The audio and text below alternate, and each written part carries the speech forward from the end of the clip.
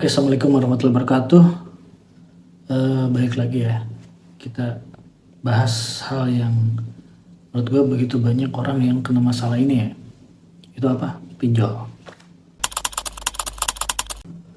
Ya, pinjol ini begitu banyak kena berdampak ya kepada para milenial gitu ya. Mungkin karena mereka ini yang menjadi sasaran empuk ya bagi pinjol gitu. Sebenarnya bukan hanya pinjol ya, namun semua bentuk pinjaman itu bikin banyak masalah ya. Coba teman-teman perhatikan, ada 25 orang bunuh diri akibat utang pinjol sepanjang 2023. Gila ya. Nah, terus apakah sumber masalahnya ini karena pinjolnya ini legal atau ilegal? Nah, jadi banyak wacana yang mengemuka ini malah membahas tentang pinjol legal atau ilegal gitu. Terus ya ada gitu kan rilisnya gitu kan. Ini pinjol resmi dan ini pinjol ilegal. Oke. Dan juga disebutkan bahwa banyak para Gen Z ya yang kena gangguan mental karena pinjol gitu. Aku lalu pertanyaannya, siapa nih sebenarnya yang salah gitu? Kenapa ini fenomena seperti ini, ada apa gitu? Lalu maka kita merujuk kepada Islam ya, Al-Quran dan hadis ya.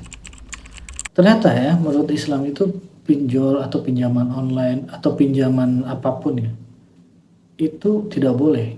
Kenapa? Karena pinjaman itu yang maksudnya pinjaman dalam bentuk uang, yang uangnya itu dibungakan kembali.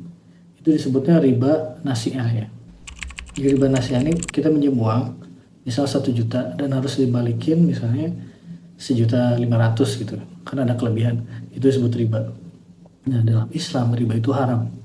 Jadi baik pinjamannya itu legal ataupun ilegal, selama ada uang dibungakan, itu haram. Nah, yang boleh gimana? Yang boleh itu kita misalnya mencicil barang. Nah, karena ada barangnya, meskipun itu ada bunga, ya itu boleh. Misalnya mencicil HP, misalnya harga HP misalnya 2 juta. Tapi kalau dengan dicicil harganya 3 juta, ya 3 juta tapi kita cicil, nah itu boleh. Tapi kalau uang, mencicil uang, itu yang haram. Nah, itu larangannya jelas sekali ya dari berbagai sumber, ada di Al-Quran dan hadis. Misalnya hadis tuh di sini Rasulullah melaknat pemakan riba, pemberinya, kedua saksinya dan penulisnya. Oke, jadi di sini jelas sekali ya. Jadi bukan hanya pemakan riba, malah pemberinya, kedua saksinya, penulis. Jadi kayak semua yang menyangkut dengan itu kena efek gitu guys. Di Al-Quran juga ada ya, di surat Al-Baqarah 279 ini yang paling keras ya. Maka jika kamu tidak mengerjakan atau meninggalkan sisa riba, maka ketahuilah bahwa Allah dan Rasulnya akan memerangimu.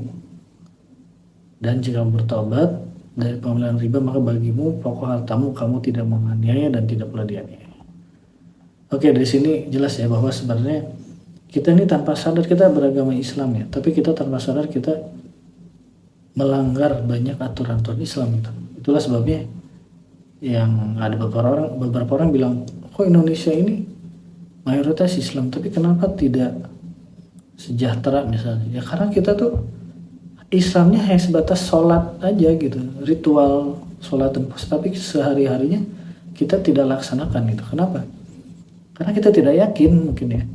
Mungkin pertama kita tidak yakin dengan ajaran Islam, dan kedua mungkin ada pihak tertentu yang ingin hal ini ada karena menguntungkan bagi mereka gitu. Oke. Jadi terakhir saya mau bilang bahwa masalah itu bersumber dari pelanggaran Al-Quran dan hadis. Oke, begitu aja.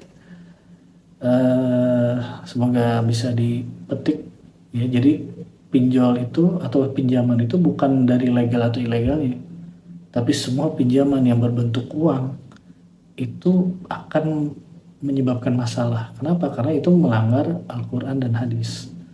Begitu guys ya, menyikapi ini. Yang boleh apa?